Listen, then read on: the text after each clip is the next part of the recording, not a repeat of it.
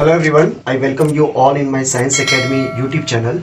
जैसा कि हम लोग ऑर्गेनिक केमिस्ट्री का सेशन कर रहे थे और इसके ऊपर ऑलरेडी मैंने अप टू 1 to 4 वीडियो अभी तक मैंने बना दिया है, जिसका लिंक यहाँ पर description box of this video में आ रहा होगा, या मैं आप जाकर separate playlist organic chemistry session का एक सेपरेट प्लेलिस्ट बना हुआ, उसमें जाकर देख सकते हैं। तो आज का ये सेशन नंबर 5 होगा। इस 5th नंबर सेशन में हम लोग बात करने वाले हैं जनरल ऑर्गेनिक केमिस्ट्री का एक इम्पॉर्टेंट टॉपिक जिसको बोलते हैं इलेक्ट्रॉनिक डिस्प्लेसमेंट। तो इस टॉपिक का मतलब क्या है, पहले ये समझे। इलेक्ट्रॉनिक डिस्प्लेसमेंट का मतलब है कि मूवमेंट या शिफ्टिंग या displacing of electron pair toward specific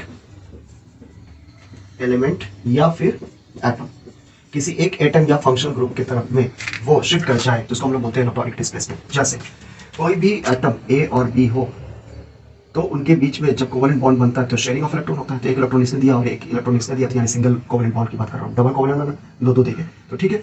अब मैं सिंगल की बात करूँ तो सिंगल कोवेलेंट बॉन्ड बना तो इसलिए एक पेयर ऑफ इलेक्ट्रॉन चाहिए। अब सपोज कि ये दोनों हेट्रोमॉलिक्यूल का मतलब दो डिफरेंट एटम से बने हुए हैं, ठीक है।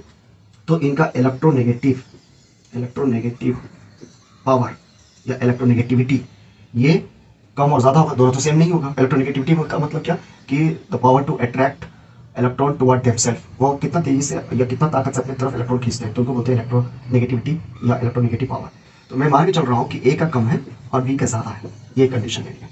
तो जब ए और बी में से बी ज्यादा ताकतवर है तो इलेक्ट्रॉन किधर शिफ्ट करेगा, बी की तरफ।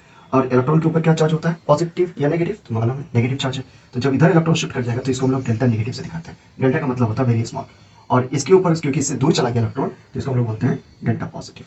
तो ये पार्शियल पॉजिटिव और नेगेटिव चार्ज डेवलप करेगा, इसी को हम लोग बोलते हैं इलेक्ट्रॉनिक डिस्प्लेसमेंट। कोई जोरी नहीं है, अगर यहाँ पर ए ग्रेटर देन बी हो जाता तो ए की तरफ में डेल्टा नेगेटिव आ जाता और बी की तरफ में डेल्टा पॉजिटिव हो जाता, क्योंकि इलेक्ट्रॉन का शिफ्टिंग किस तरफ हो जाता, ए की तरफ। तो डिपेंड करता है। तो इस तरह के मॉलिक्यूल जहाँ पर इलेक्ट्रोनेगेटिविटी डिफरेंस है और उनके बीच में कोवेलेंट बॉन्ड बन रहा है, तो इस तरह के एलिमेंट को हम लोग बोलते हैं या कंपाउंड को बोलते हैं पोलर मॉलिक्यूल। तो नॉन पोलर कौन होता है, नॉन पोलर का मतलब हो गया कि जहां पर दोनों का सेम इलेक्ट्रोनेगेटिव, जैसे H दोनों का सेम है, या Cl दोनों का सेम इलेक्ट्रोनेगेटिव है, तो दोनों इक्वली पावरफुल है। तो इसका मतलब यहाँ पे इलेक्ट्रॉन शिफ्ट नहीं करेगा, नो शिफ्टिंग ऑफ इलेक्ट्रॉन। तो जब शिफ्टिंग नहीं करेगा ऑफ इलेक्ट्रॉन तो इसका मतलब है कि यहाँ पर इलेक्ट्रॉनिक डिस्प्लेसमेंट ED नहीं होगा। तो इस तरह के मॉलिक्यूल को हम लोग बोलते हैं नॉन पोलर। नॉन पोलर का मतलब जिसमें पोलरिटी डेवलप ना करे। पोलरिटी का मतलब होता है डेल्टा माइनस डेल्टा पॉजिटिव, तो इसमें कोई भी डेल्टा नेगेटिव डेल्टा पॉजिटिव नहीं फॉर्म करेगा, ठीक। तो इससे होगा क्या, ठीक है, ये समझ में आ गया। तो इससे होगा क्या, इससे ये होगा कि हम लोग क्या फाइंड आउट कर सकते हैं, इससे हम लोग फाइंड आउट कर सकते हैं प्रेडिक्शन अबाउट प्रोडक्ट। ये पहला पॉइंट। दूसरा पॉइंट, प्रोडक्ट फॉर्मेशन को प्रेडिक्ट कर सकते हैं कि क्या बनेगा प्रोडक्ट। जैसे अभी मैंने थोड़ी देर पहले बताया कि ए और बी में सपोज डेल्टा नेगेटिव बी के ऊपर चला गया, डेल्टा पॉजिटिव ए की तरफ आ गया, और कोई एक्स है रिएजेंट, ये रिएक्टिंग एजेंट है, तो इसके ऊपर नेगेटिव चार्ज है। तो बताइए कि नेगेटिव चार्ज कहाँ अटैक करेगा, इस डेल्टा नेगेटिव पे तो नहीं करेगा, क्योंकि नेगेटिव रिपल्सन होगा, अट्रैक्शन किधर होगा, इसके ऊपर डेल्टा पॉजिटिव है और डेल्टा नेगेटिव है। तो ये ए की तरफ जाएगा और इस बॉन्ड को ब्रेक कर देगा और बोलेगा मेरे साथ में इंटरेक्ट कर लो। तो ए एक्स प्रोडक्ट बनेगा और दूसरा क्या बनेगा, बी माइनस रिलीज हो जाएगा। यहाँ पर क्या नहीं बनेगा, ए अलग नहीं होगा और दूसरा एक्स बी नहीं बनेगा, एक्स बी नहीं बनेगा, ठीक है। तो मुझे मालूम चल गया कौन सा प्रोडक्ट बनेगा, ये प्रोडक्ट नहीं बनेगा, ये प्रोडक्ट बनेगा। तो इससे हम लोग प्रोडक्ट डिटर्मिनेशन कर सकते हैं, प्रेडिक्शन कर सकते हैं। अच्छा, अब आते हैं कि इलेक्ट्रॉनिक डिस्प्लेसमेंट दो तरीके का होता है। एक होता है जहां पर हमेशा ये रहे परमानेंट, और एक होता है वहां पर जहां पर ये टेम्पोररी रहे, टेम्पोररी, ठीक है। तो परमानेंट का मतलब है कि always present, always present internally, ये इंटरनल प्रॉपर्टी हो गई, ठीक है। क्या प्रेजेंट, डेल्टा प्लस और डेल्टा माइनस, जिसको बोलते हैं परमानेंट। अच्छा, टेम्पोररी का मतलब है कि यहाँ पे डेल्टा पॉजिटिव और डेल्टा नेगेटिव फॉर्म करें only in presence of reacting agent. जैसे रिएक्टिंग एजेंट आया तब उसकी वजह से उसने क्या किया, इलेक्ट्रॉन को डिस्प्लेस करा दिया। तो एक्सटर्नल फैक्टर यहाँ पे काम कर रहा है, एक्सटर्नल फैक्टर। तो ये टेम्पोररी से लिया, जैसे एक्सटर्नल फैक्टर हटा दिया तो ये वो हट जाएगा, ये डेल्टा नेगेटिव और डेल्टा पॉजिटिव का फॉर्मेशन, ठीक है। तो यहाँ तक समझा। अब आते हैं कि इस तरह के परमानेंट को हम लोग एक और टर्म कहते हैं, इसी का दूसरा नाम है पोलराइजेशन, क्योंकि यहाँ polarization delta positive delta negative बन रहा है, और ये होता है पोलराइजिबिलिटी, पोलराइजिबिलिटी, यानी ये गेट पोलराइज और ये पोलराइज करते हैं और ये होते हैं, ठीक है। तो अब इसके एग्जाम्पल समझ लें। इसके अंदर जो कंपोनेंट आते हैं उसके अंदर दो एग्जाम्पल पढ़ना है हम लोग को। एक पढ़ना है इंडक्टिव इफेक्ट, जो हम लोग अभी करेंगे, इंडक्टिव इफेक्ट, इंडक्टिव इफेक्ट। और दूसरा पढ़ना है यहाँ पर रेजोनेंस, जिसको हम लोग नेक्स्ट क्लास में देखेंगे। इसी का दूसरा नाम है मेसोमेरिक इफेक्ट। और यहाँ टेम्पररी में जो पढ़ना है हम लोग को वो पढ़ना है इलेक्ट्रो इंडक्टिव इफेक्ट। ये हम लोग उसके बाद देखेंगे। पहले देखेंगे इंडक्टिव, फिर रेजोनेंस, फिर उसके बाद इलेक्ट्रो इंडक्टिव इफेक्ट। तो चलिए फ्रेंड्स, आज का क्लास शुरू करते हैं। और इलेक्ट्रॉनिक डिस्प्लेसमेंट का बेसिक कॉन्सेप्ट समझ में आ गया। और अब उसके बाद में हम लोग शुरू कर रहे हैं इसका पहला परमानेंट टाइप का, जिसको बोलते हैं inductive. Very important, hope so यहाँ तक क्लियर है। चलो, तो अभी हम लोग हेडिंग लगाएंगे इंडक्टिव इफेक्ट। इंडक्टिव इफेक्ट का मतलब होता है, इसका दूसरा रिप्रेजेंटेशन तरीका है आई इफेक्ट। आई से स्टार्ट हो, इसलिए इंडक्टिव। अब यहाँ पर मैंने अभी जस्ट बताया, जो मैंने एग्जांपल लेके इलेक्ट्रॉनिक डिस्प्लेसमेंट का बताया, वो बेसिकली इंडक्टिव इफेक्ट का ही था। जहाँ पर सपोज अब मैं स्पेसिफिक एग्जांपल ले लूँ, कार्बन है और कार्बन अटैच है कोई फंक्शनल ग्रुप से। अब ये फंक्शनल ग्रुप हो गया सपोज यहाँ पर क्लोरीन। क्लोरीन क्या होगा, किस कैटेगरी में, एक्स हेलोजन। तो कार्बन और क्लोरीन दो अलग अलग मॉलिक्यूल है, या सॉरी एटम है। तो इसको हम लोग हेट्रोजेनिक या हेट्रोसियस टाइप ऑफ एलिमेंट बोल सकते हैं, हेट्रोजीनियस। तो यहाँ पर ये दोनों अलग अलग होने की वजह से इलेक्ट्रोनेगेटिविटी किसी एक की ज़्यादा हो गया, किसी दूसरे कम हो गई। दोनों इक्वल नहीं हो सकते क्योंकि दोनों सेम नहीं है। तो सी की यहाँ पर इलेक्ट्रोनेगेटिव जब कम होती है किसके कंपैरिजन में, सी एल की तरह। ये मैंने बताया इलेक्ट्रोनेगेटिविटी इफेक्ट सी एल की ज़्यादा है किससे, सी से। तो इलेक्ट्रॉन कौन खींच लेगा, जो ज़्यादा ताकतवर है, सी एल ज़्यादा ताकतवर है। तो ये इलेक्ट्रॉन को अपनी तरफ खींचा, तो डेल्टा पॉजिटिव किधर आ जाएगा, कार्बन के ऊपर। डेल्टा नेगेटिव किधर आएगा, क्लोरीन के ऊपर, ठीक है। तो अब इसकी वजह से हम लोग ये बता सकते हैं कि कोई रिएजेंट आया तो किधर अटैक करके क्या प्रोडक्ट बनाया, ठीक है। तो क्या ये हमेशा होगा, नहीं होगा हमेशा। क्लोरीन के अलावा दूसरा फंक्शनल ग्रुप लगा दे, जैसे CCN लगा दे, तो ये भी इलेक्ट्रोनेगेटिव है और ये भी अपनी तरफ इलेक्ट्रॉन खींचेगा, तो ये नेगेटिव और ये पॉजिटिव। तो अब CN ज्यादा कि CL ज्यादा, या तीसरा हम लोग ले लें C, और उसके साथ में NO2 है, तो ये भी डेल्टा नेगेटिव और ये भी डेल्टा पॉजिटिव कॉज करेगा। तो अब इन तीनों में से तीनों ये शो कर रहे हैं नेगेटिव इफेक्ट, अपनी तरफ इलेक्ट्रॉन को खींच रहे हैं। क्लोरीन, साइनाइड और नाइट्रोजन, तीनों में से कौन ज्यादा स्ट्रॉन्ग है, कौन ज्यादा वीक है, कैसे पता करेंगे। तो तीनों कंपेयर करेंगे तो कौन ज्यादा किस पर। अब सपोज यहाँ पे जेड आ गया प्लस, तो जेड प्लस किधर जाएगा, ये यहाँ क्लोरीन की तरफ जाएगा या CN की तरफ जाएगा या NO2 की तरफ जाएगा। तो वो उधर जाएगा जो सबसे ज्यादा नेगेटिव साइन शो करेगा, क्योंकि पॉजिटिव और नेगेटिव अट्रैक्शन होगा। तो इन तीनों तो नेगेटिव, लेकिन कौन ज्यादा, तो उसके लिए एक हम लोग को सीरीज समझना होगा, सीरीज। तो इस तरह के एलिमेंट फंक्शनल ग्रुप या एटम जो कि आई इफेक्ट शो करते हैं और इलेक्ट्रॉन विड्रॉइंग यानी इलेक्ट्रॉन को किधर खींचते हैं, उसको बोलते हैं माइनस आई इफेक्ट। तो इसका मतलब इंडक्टिव इफेक्ट दो तरीके का होगा, एक होगा माइनस आई इफेक्ट और एक होगा प्लस आई इफेक्ट। माइनस आई का मतलब है कि इलेक्ट्रॉन को अपनी तरफ खींचे, इलेक्ट्रॉन विड्रॉ टुवर्ड देमसेल्फ, ये अपनी तरफ खींचे। और इनकी पावर किससे ज्यादा होनी चाहिए, हाइड्रोजन से ज्यादा होनी चाहिए, तभी हाइड्रोजन भी खींच सकता है। हाइड्रोजन को बहुत वीक मानता है, तो किसी से तो कंपैरिजन करना हो, हाइड्रोजन से कंपेयर करना, इससे ज्यादा हुआ तो माइनस आई। और प्लस आई वो होते हैं जो इलेक्ट्रॉन विड्रॉइंग कैपेसिटी, इनकी विड्रॉइंग कैपेसिटी या पावर किससे लेस हो जाए, ये लेस देन हाइड्रोजन। हाइड्रोजन के नीचे भी तो हाइड्रोजन बोल रहे हैं, तो हाइड्रोजन से ऊपर वाले को माइनस आई और नीचे वाले को प्लस आई कह रहे हैं। तो क्या इसको दूसरे तरीके से देख सकते हैं कि इलेक्ट्रॉन डोनेटिंग कह सकते हैं। इलेक्ट्रॉन जो नहीं खींच पाएगा तो डोनेट कर सकता है, किससे, डोनेटिंग पावर मोर देन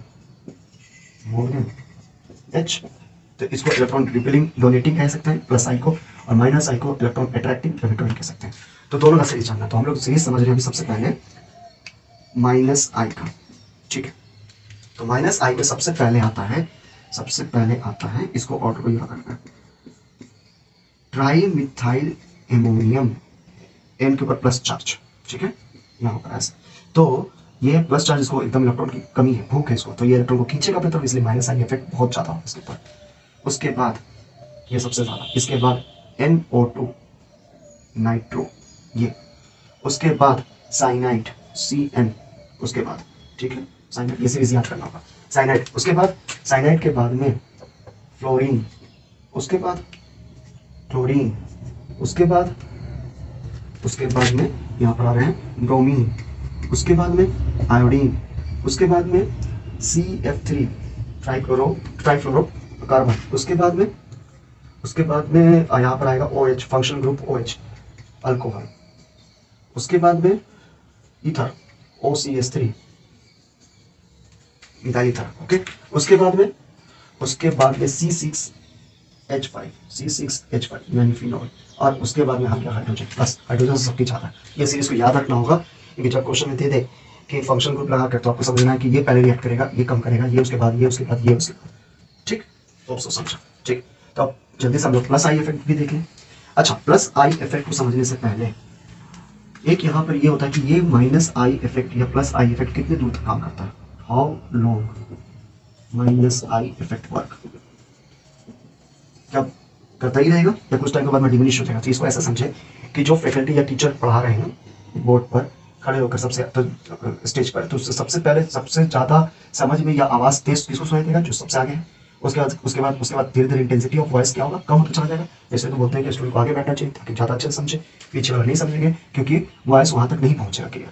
तो यहाँ पर जैसे जैसे कार्बन अपने फंक्शनल ग्रुप से इलेक्ट्रॉन विड्रॉइंग मॉलिक्यूल या फंक्शनल ग्रुप से दूर होते चले जाएंगे, इलेक्ट्रॉन विड्रॉइंग इफेक्ट क्या होगा, कम होगा। जैसे मैंने यहाँ फ्लोरीन लगाया, तो फ्लोरीन क्या है, माइनस आई इफेक्ट। तो ये इलेक्ट्रॉन को अपनी तरफ खींचेगा, यहाँ इलेक्ट्रॉन है तो ये खींचा, तो ये इस तरफ मूव किया। तो इस तरह से एरो दिखाते हैं। जैसे ही एरो दिखा इस तरफ, इसका मतलब है इलेक्ट्रॉन इस तरफ से इधर जा रहा है, माइनस आई इधर है, प्लस आई इधर है, तो इधर गया।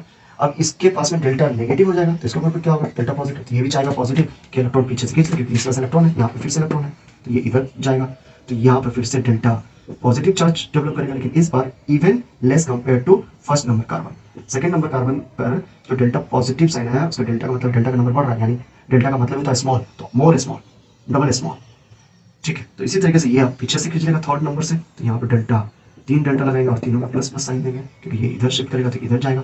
अच्छा, अब एरो का नंबर ही बढ़ाते जाएंगे, 3 खींच लिया, यहाँ 2 खींचा, और ये फिर यहाँ पर 4 खींचेगा, तो यहाँ पर डेल्टा प्लस प्लस प्लस 4 आएगा। तो यहाँ तक जाते जाते तो ये फोर्थ नंबर का हमें ये डिमिनिश हो जाता है। यहाँ पर हम लोग कंसिडर नहीं करते हैं, नॉट कंसिडर्ड। हम लोग कोई भी कर सकते हैं, ये समझेंगे न्यूट्रल ही है, इतना कम चार्ज होगा इसके ऊपर। होप सब समझा। तो अप टू 3 कार्बन तक काम करता है, उसके बाद से ये एलिमिनेट हो जाता है, ये नहीं शो करता, डिमिनिश हो जाता है। यानी किसी प्रोफेसर या टीचर की आवाज़ 3 बेंचेस तक जा रही है, चौथे बेंच से, इसलिए पीछे वाले लड़के क्या करते रहते हैं, फिर आराम से अपना मस्ती, पढ़ाई नहीं कर रहे हैं, ध्यान नहीं दे रहे हैं। ठीक है, चलिए रिकॉर्डिंग चल रहा है। अब आगे आते हैं कि माइनस के बाद में प्लस आई इफेक्ट। तो प्लस आई इफेक्ट का सीरीज देख लें। तो इलेक्ट्रॉन को ये धकेलेंगे, दूर करेंगे, क्योंकि इनके electron withdrawing capacity even less than किससे है, हाइड्रोजन से। ओके, तो इलेक्ट्रॉन डोनेटिंग ग्रुप ज़्यादा होगा हाइड्रोजन से। तो सबसे पहले मिथाइल जितना ज़्यादा कार्बन के ऊपर ट्राई मिथाइल जो अटैच होगा डायरेक्टली सेंटर कार्बन से, उसकी सबसे ज़्यादा होगी electron donating effect, plus I effect.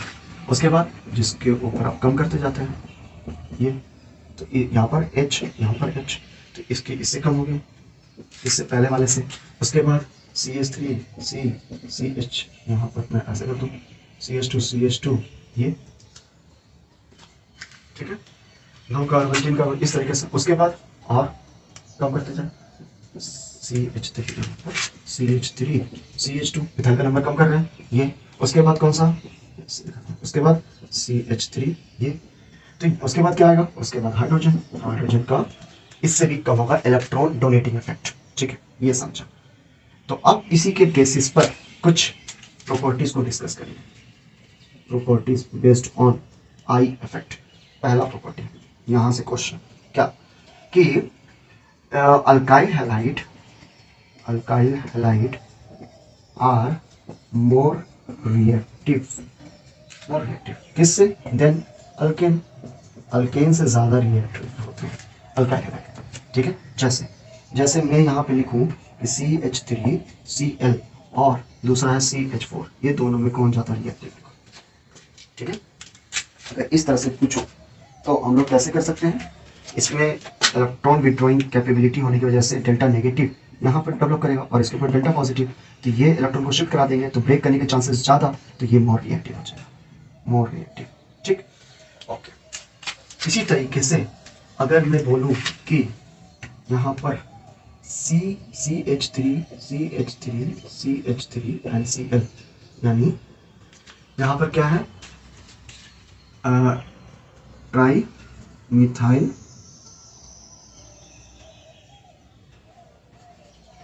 Trimethyl ethane, trimethyl ये टर्सरी हैलाइड या टर्सरी क्लोराइड। तो यहाँ पर इस तरीके से अगर इसको लिखें कि ये 1 2 और यहाँ पर 2 डाई मिथाइल इथाइल क्लोराइड, ये इसको जब कंपेयर करूं किससे, इसको कंपेयर करूं मैं CH3 यहाँ पर H और Cl, सिर्फ एक मिथाइल यहाँ से हटा दिया, तो इस मिथाइल की ये टर्सरी हैलाइड है या टर्सरी क्लोराइड है, और ये क्या है, ये टर्सरी है, ये सेकेंडरी है। तो इन दोनों को जब कंपेयर करें तो इनमें से कौन ज़्यादा रिएक्टिव होगा, तो ये ज़्यादा रिएक्टिव होगा, क्योंकि इनके पास में इलेक्ट्रॉन डोनेटिंग कैपेसिटी ज़्यादा होगी। तो ये इलेक्ट्रॉन डोनेट करेंगे, और इलेक्ट्रॉन जितना ज़्यादा डोनेट करेंगे कार्बन के पास में, सेंट्रल कार्बन के पास उतना ज़्यादा कार्बन की डेंसिटी इंक्रीज करके, तो वो इतना इजीली इसको देंगे जिसकी वजह से बॉन्ड ब्रेक होगा।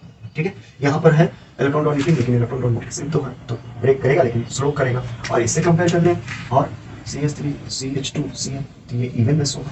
ठीक है, ये समझो। अल्काइल हाइड्राइड क्यों रिएक्टिव है ये समझा। अल्काइल हाइड्राइड रिएक्टिव ज़्यादा होते हैं क्योंकि उनके पास इलेक्ट्रॉन विड्रॉइंग कैपेसिटी होती है, और इलेक्ट्रॉन विड्रॉइंग कैपेसिटी से इलेक्ट्रॉन को खींचकर इसलिए ब्रेक कर सकते हैं।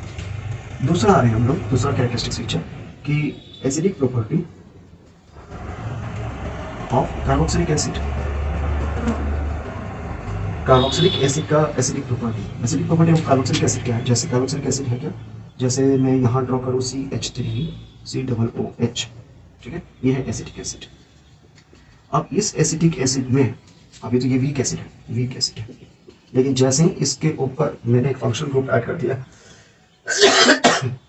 जैसे यहाँ पे मैंने क्लोरीन लगा दिया, तो ये मोनोक्लोरो जो बना, मोनोक्लोरो एसिटिक एसिड, ये मोर एसिडिक होगा किसके कंपैरिजन में, एसिडिक एसिड कंपैरिजन में। अब ये कैसे हो गया, देखिए CH2 के साथ में Cl जुड़ा हुआ है और C डबल बॉन्ड OH है। अब इस H को ब्रेक करना है। क्यों H को ब्रेक करना है, क्योंकि acidic property of carboxylic acid remove करते हैं अपना प्रोटॉन H+ यहाँ से दे दे, वो उतना अच्छा एसिड हो जाएगा, उतना फास्ट होगा।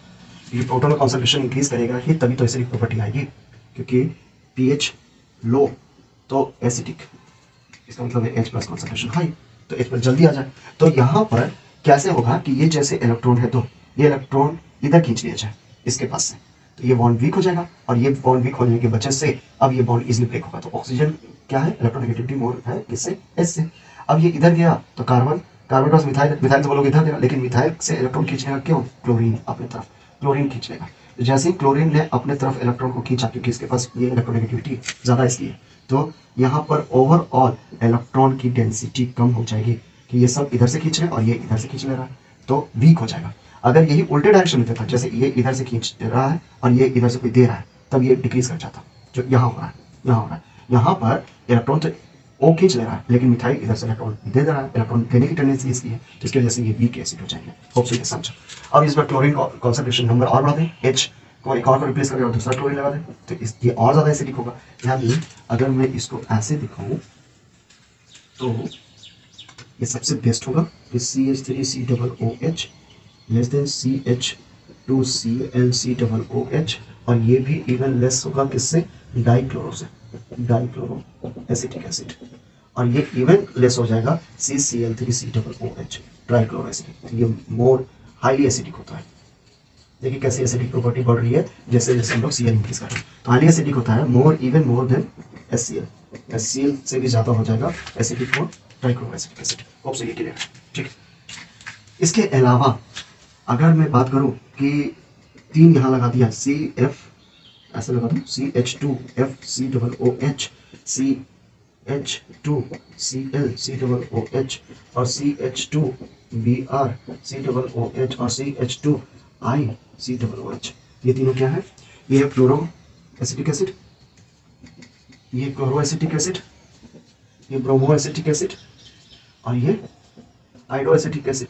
Hydro acetic acid. अब तीनों चारों में से मुझे कौन सबसे ज़्यादा स्ट्रॉन्ग एसिड है, तो फ्लोरीन की कैपेबिलिटी हम लोग को मालूम है, माइनस आई इफेक्ट सबसे ज़्यादा होता है, उसके बाद क्लोरीन, उसके बाद ब्रोमीन, उसके बाद आयोडीन, तो ये सबसे ज़्यादा, उसके बाद ये, उसके बाद उसके सबसे लास्ट होगा वीक एसिड होता है हाइड्रो एसिटिक एसिड। ठीक, इसके अलावा अगर ये मैं बोलूँ कि फंक्शनल ग्रुप एक ही, अगर मैं फंक्शनल ग्रुप लगाऊँ लेकिन कार्बन का पोजीशन चेंज करता हूँ, जैसे CH2 CH3 CH2 C double OH एक ही है, तो ये क्या आ गया, प्रोपेनोइक एसिड, प्रोपेनोइक एसिड ये एक है। उसके अंदर CH2 C डबल OH, यहाँ पर मैं लगा रहा हूँ फ्लोरीन, ये चलिए यहाँ पर काम करता हूँ, फ्लोरीन यहाँ लगाता हूँ इस कार्बन के पास में, एक एच हटाता हूँ और यहाँ फ्लोरीन है, तो मोनोफ्लोरो प्रोपेनोइक एसिड। यहाँ पर एच ना लगाकर यहाँ लगाता हूँ, इसको अल्फा फ्लोरो प्रोपेनोइक एसिड बोलेंगे, इसको बीटा फ्लोरो प्रोपेनोइक एसिड बोलेंगे। बीटा पोजीशन पे अल्फा ये होता है, बीटा ये होता है। अल्फा पोजीशन पे फंक्शनल ग्रुप अटैच करते हैं, अल्फा वो कार्बन होता है जिसका फंक्शनल ग्रुप डायरेक्टली एसोसिएट होता है, तो ये अल्फा है, ये अल्फा है, ये बीटा है, इसका गामा होता है, फिर डेल्टा होता है, फिर ईटा होता है, इस तरह से इन दोनों में कंपेयर किया जाए कौन ज़्यादा एसिडिक होगा, तो जो क्लोज होगा कार्बोक्सिलिक ग्रुप से वो सबसे ज़्यादा एसिडिक होगा, तो ये वाला ज़्यादा एसिडिक है। कैसे, देखिए CH3 C, इधर H, इधर फ्लोरीन, इधर C, इधर डबल बॉन्ड, इधर ये, इधर H। ऑक्सीजन ज़्यादा इलेक्ट्रोनेगेटिविटी है किससे, S से, तो इलेक्ट्रॉन इधर शिफ्ट करेगा, ये इधर कर रहा है, सब इधर की तरफ पुश करेंगे, ये इधर देगा लेकिन ये इसी इधर खींच लेगा, तो ये सही चल रहा है। और ये बहुत क्लोज है किससे, इस ऑक्सीजन से, फ्लोरीन, तो दो near by electron withdrawing group यहाँ लगे हुए हैं, ठीक है। लेकिन यहाँ पर एक तो इलेक्ट्रॉन विड्रॉइंग ग्रुप इस अल्फा के क्लोज है और एक बीटा के पास में, तो डिस्टेंस बढ़ गया जिसकी वजह से ये वीक हो गया, तो यहाँ पर साइन लगेगा इस तरीके का। Alpha fluoropropanoic acid is more acidic than beta fluoropropanoic acid. चलो ये समझा एसिडिक प्रॉपर्टी। अब आ जाते हैं एसिडिक प्रॉपर्टी के बाद में थोड़ा हम लोग जो इसका एक्सप्लेनेशन देख सकते हैं वो है बेसिक नेचर ऑफ एमाइन। ये थोड़ा अलग होगा। एमाइन क्या होता है, बेसिस होते हैं। अब एसिडिक का देख रहे हैं आप, बेसिक प्रॉपर्टी ऑफ एमाइंस देख लें, तो एमाइंस में हमेशा अल्काइल ग्रुप होता है एमोनिया के साथ, जिसको हम लोग बोलते हैं एमाइन। जैसे ये फर्स्ट डिग्री है, 1 डिग्री, आर क्या है, आर अल्काइल ग्रुप है, मिथाइल लिख दिया। अब दूसरा क्या होगा, 2 डिग्री, तो आर एन आर एच, ये 2 डिग्री हो गया, और R N R R R यहाँ पर बस ये 3 डिग्री हो गया, और एक चॉइस का पैरेंट मॉलिक्यूल है वो है NH3, ये एमोनिया, ये हो गया एमोनिया। एमोनिया में H रिप्लेस करते गए आर से, तो ये एमाइंस या प्राइमरी एमाइन सेकेंडरी टर्म से कन्वर्ट कर गया। अब इन तीनों में सबसे ज्यादा बेसिक प्रॉपर्टी कौन सी होगी, बेसिक प्रॉपर्टी का मतलब होता है कि जो प्रोटॉन एक्सेप्टेंस फास्टर, और दूसरा से क्या लिख सकते हैं, इलेक्ट्रॉन रिलीज फास्टर। जो इलेक्ट्रॉन को ले ले, या तो इलेक्ट्रॉन को रिलीज कर दे और प्रोटॉन को ले ले, इसको बोलेंगे बेसिक। और एसिडिक इसका उल्टा होता है। एसिडिक का मतलब है कि H प्लस रिलीज फास्टर और इलेक्ट्रॉन एक्सेप्टेंस फास्टर, ठीक है।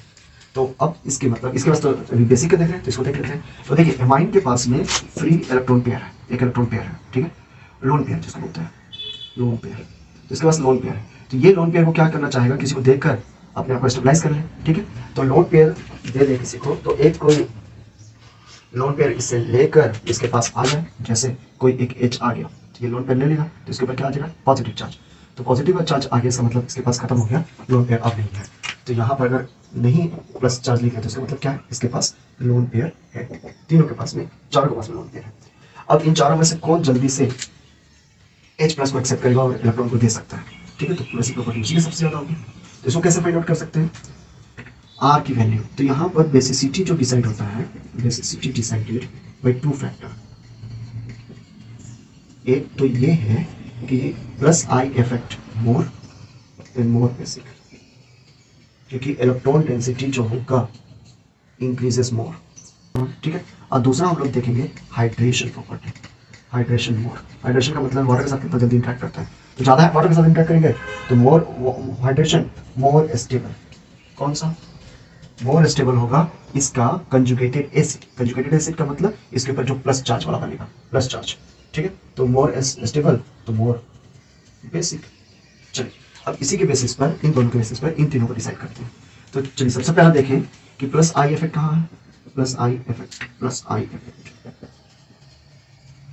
तो तो एमोनिया के लिए क्या है, अमोनिया के लिए प्लस आई इफेक्ट 0 है, इसका 1 है, इसके पास RCH3 नहीं, ये तो यहाँ पर ये हो गया 1, इसके पास 2, इसके पास +3, तो यहाँ विनर कौन हुआ, विनर तो थर्ड नंबर होना चाहिए, तो इसका ऑर्डर होना चाहिए थर्ड, सेकेंड, 1 और उसके बाद एमोनिया ऐसा। लेकिन ये होगा क्या ऐसा नहीं, ये ऐसा सिर्फ ये डिसाइड नहीं करेगा, दूसरा भी डिसाइड करेगा। तो दूसरा अगर मैं बात करूँ तो हाइड्रेशन फैक्टर बताया था, हाइड्रेशन, तो हाइड्रेशन वाटर का इंटरेक्शन है, H2O इंटरेक्शन किसके साथ इंटरेक्शन करेगा, O जो कि H2O का है interact with free H of ammonia या एमाइन, जितना H में जिसके पास उतना ज़्यादा इंटरेक्शन होगा। तो यहाँ पर तो मैक्सिमम 3 इंटरेक्शन होगा, इसमें 2 होगा, इसमें 1 होगा और इसमें 0 हो गया। यहाँ पे विनर कौन हो गया, यहाँ पर तो विनर प्राइमरी हो गया, तो ऑर्डर तो 1 आना चाहिए, फिर 2 आना चाहिए, फिर 3 आना चाहिए, इस तरह से फिर यहाँ पर सबसे ज़्यादा एमोनिया आएगा, sir winner is ammonia NH3। तो ये होना चाहिए था, लेकिन अब इन दोनों को जब देखा जाए मिलाकर, तो एक में तीसरा जीत रहा है और एक में एमोनिया जीत रहा है, तो दोनों को जब मिला के देखेंगे तो बीच का बैलेंसिंग देखेंगे, जहां पर दोनों प्रॉपर्टी मैक्सिमम हो जाए। तो मैक्सिमम किसका है, 2 का, यहाँ पर इलेक्ट्रॉन डोनेटिंग कैपेसिटी भी ज़्यादा है और यहाँ पर हाइड्रेशन भी ज़्यादा है। तो एक्चुअल में क्या होगा, इसका ऑर्डर 2 डिग्री, उसके बाद 1 डिग्री, उसके बाद 3 डिग्री, उसके बाद ये कहाँ, जब ये वाटर में हम लोग बेसिक प्रॉपर्टी चेक कर रहे हैं। अगर गैस में करते हैं, गैसेस में, तो ये वाला कौन सा बताया, इन वाटर। अगर हम लोग गैसेस में देख लें, यानी एक्वेशन ये 2 सेकेंडरी, फिर प्राइमरी, फिर टर्शियरी और फिर गैसेस में, तो गैसेस में हम लोग को हाइड्रेशन देखने की जरूरत नहीं है, तो यहाँ पर सिर्फ ये इफेक्ट देखेंगे। तो यहाँ पर ये ऑर्डर देखा लिखा है, ये विनर है। तो यहाँ पर 3 डिग्री, फिर 2 डिग्री, फिर 1 डिग्री और फिर, ठीक है, ये तीसरा हो गया। अब लास्ट करके खत्म करते हैं, that is acidic property of alcohol, alkyl alcohol. तो चौथा नंबर करके हम लोग खत्म करेंगे, 4th नंबर बेसिक प्रॉपर्टी या acidic property of alkyl alcohol. जैसे एक है CR3OH, एक है R2CHOH, एक है RCH2OH और एक है CH3OH, ये 4 है। अब इन तीनों में से सबसे ज्यादा एसिडिक प्रॉपर्टी किसकी होगी, पहले ये देख लें, सिंपल एसिडिक। तो एसिड प्रॉपर्टी का मतलब है कि H+ रिलीज फास्टर, तो रिलीज फास्टर के लिए R लेस होना चाहिए, क्योंकि R तो उसको रिलीज को रोक देगा, क्योंकि प्लस आई इफेक्ट है।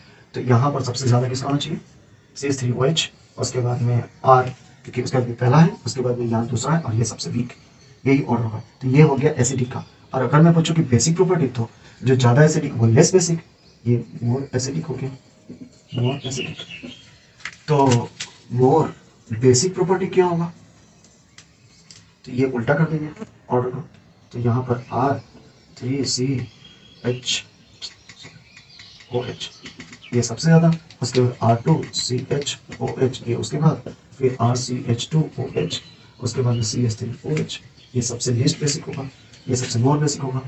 बस यही 4 प्रॉपर्टी यहाँ पर समझना था इंडक्टिव इफेक्ट का। अगर इंडक्टिव इफेक्ट का आपको वीडियो ये वाला समझ में तो इससे सारे हम ऑलमोस्ट क्वेश्चन सॉल्व हो जाएंगे। नेक्स्ट क्लास में हम लोग शुरू करेंगे रेजोनेंस। अभी भी कुछ डाउट है तो कमेंट सेक्शन में लिखिएगा, मैं उसका आंसर करने की कोशिश करूँगा। Thanks for watching, with next video. Bye bye, take care.